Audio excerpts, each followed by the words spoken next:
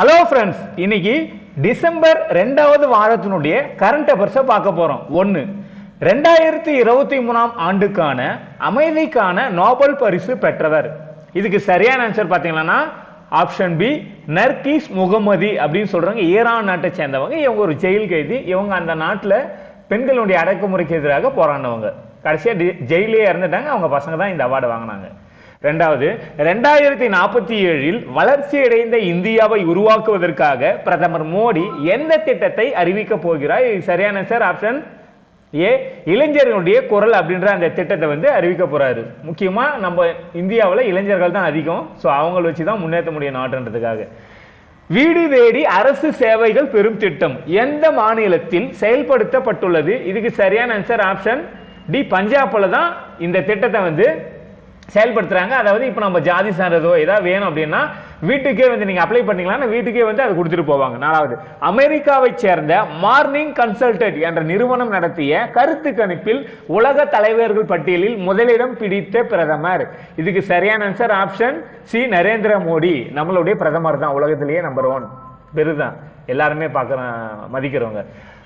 5, உலகிலேயே முதல் முறையாக செயற்கை நுண்ணறிவு தொழில்நுட்ப விதிகளை வகுத்த நாடு. இதுக்கு சரியான ஆன்சர் ஆப்ஷன் ஏ, ஐரோப்பிய ஒன்றியம் தான் அதுக்கான ரூல்ஸ் அண்ட் ரெகுலேஷனை கொடுத்திருக்காங்க. அடுத்தது,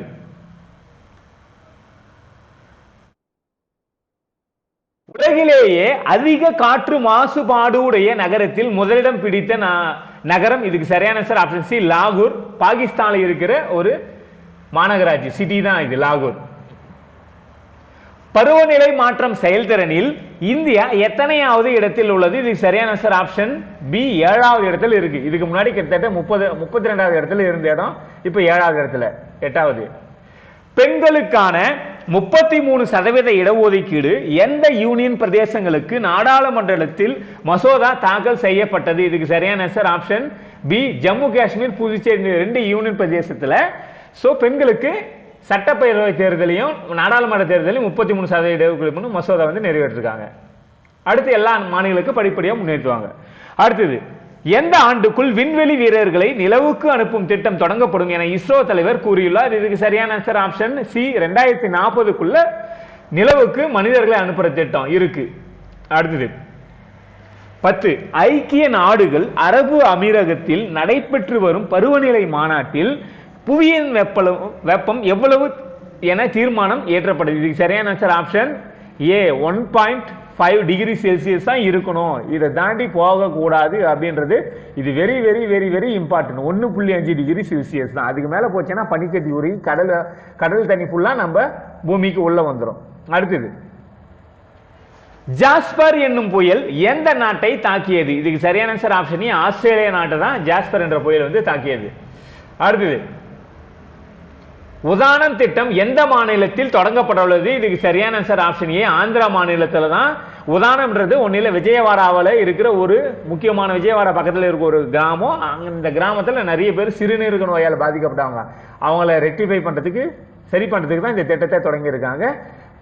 அடுத்தது, பிசிசிஐ இனிமேல் எந்த கிரிக்கெட் வீரரின் ஜெர்சியை யாரும் பயன்படுத்த முடியாது என அறிவித்துள்ளது? இதுக்கு சரியான ஆன்சர் ஆப்ஷன் ஏ, சரி ஆப்ஷன் பி, எம்எஸ் தோனி. அதாவது 7 அப்படின்ற அந்த ஜெர்சி, நம்ம ஜெர்சி மீன்ஸ் அந்த ஷர்ட் அப்படின்னு சொல்லுவாங்க, அது யாரும் பயன்படுத்தக்கூடாது. ஏன்னா அவர் பாத்தீங்கன்னா நிறைய உலகக்கோப்பை கிரிக்கெட், T20 எல்லாமே வாங்கி கொடுத்திருக்காரு இந்தியாவுக்காக. ஸோ அதனால பெருமைப்படுத்துறோம். இதுக்கு முன்னாடி சச்சின் டெண்டுல்கர் அந்த மாதிரி சொல்லியிருக்காங்க. அவருடைய நம்பர் 10. நிலக்கரி போன்ற புதை படிம எரிபொருட்களை எந்த ஆண்டுக்குள் முற்றிலுமாக நிறுத்த பருவநிலை மாநாட்டில் அறிவிக்கப்பட்டது? இதுக்கு சரியான ஆப்ஷன் சி, 2050க்குள்ள நிலக்கரி போன்ற பொருட்களை யூஸ் பண்ணக்கூடாது அப்படின்னு சொல்லியிருக்காங்க. அது நாட்டிலேயே பெண்களுக்கு பாதுகாப்பான மாநகராட்சி எது? இதுக்கு சரியான ஆப்ஷன் ஏ, சென்னை தான் நாட்டிலேயே ரொம்ப ரொம்ப, அதாவது கிட்டத்தட்ட 850 நினைக்கிறேன், 850 கேஸ் தான் வருது. பட் ஆனா மற்ற மாநகராட்சி 3000, பெங்களூரு, ஸோ அந்த மாதிரி இடத்துல எல்லாம். ஆனால் டெல்லியில் கிட்டத்தட்ட 14,000 கேஸ் வருது, பெண்கள் பாலியல் துன்புறுத்தல், ஸோ அந்த மாதிரி பாலியல் சீண்டல் அந்த மாதிரி.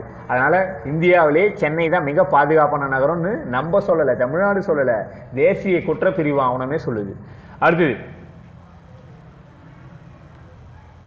டிசம்பர் 16 அன்று கொண்டாடப்படும் விஜய் திவாஸ் எதனுடன் தொடர்புடையது? இது சரியான ஆப்ஷன் ஏ, ராணுவத்துறை உங்களுக்கே தெரியும் ராணுவத்து 1971 நடந்த வாரில் கிட்டத்தட்ட 3900 பேர் இறந்தாங்க. ஸோ இதுக்கப்புறமா தான் பங்களாதேஷ் என்ற ஒரு நாடு கிரியேஸ் உருவானது. ஸோ இதில் வந்து பாகிஸ்தான் வந்து நம்ம கிட்ட சரணடைஞ்சாங்க. இருந்தாலும் நம்மளோட வீரர்கள் 3900 பேர் இருந்தாங்க. தற்போது இந்தியாவில் புதியதாக பரவும் கொரோனா தொற்று நோய் வகை எதுன்னா நம்பர் ஆப்ஷன் டி வந்து J1N. இதுதான் பாத்தீங்கன்னா இப்போ இந்தியாவில் அதிகம், அதாவது புதுசா இப்போ கேரளாவில் தான் இது வந்து பரவிட்டு வந்துட்டு இருக்கு. ஸோ இதை வந்து தமிழ்நாட்டில் பரவாம மாநிலத்தினுடைய எல்லையில பாதுகாப்பு போட்டிருக்காங்க. இந்தியாவில் அதிகமாக பரவாதுன்ற மாதிரி சொல்றாங்க. ஸோ அதுக்கான அந்த பாதுகாப்பு ஏற்பாடு பலமா ரெடி பண்ணியிருக்காங்க.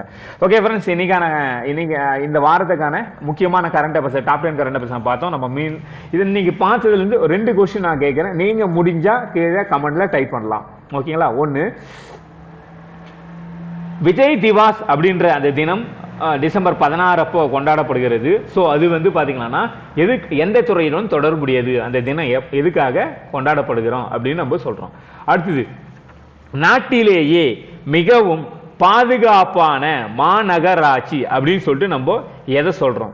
இது ஒரு முக்கியமான கொஸ்டின். இந்த 2 கொஸ்டினுக்கான ஆன்சரை நீங்க மறக்காம கீழே கமெண்ட்ல டைப் பண்ணுங்க. மறக்காம லைக் பண்ணுங்க, ஷேர் பண்ணுங்க, சப்ஸ்கிரைப் பண்ணுங்க. மீண்டும் நம்ம இதே மாதிரியான கரண்ட் அஃபேர்ஸ் வீடியோவில் பார்க்கலாம். தேங்க்யூ, பாய்.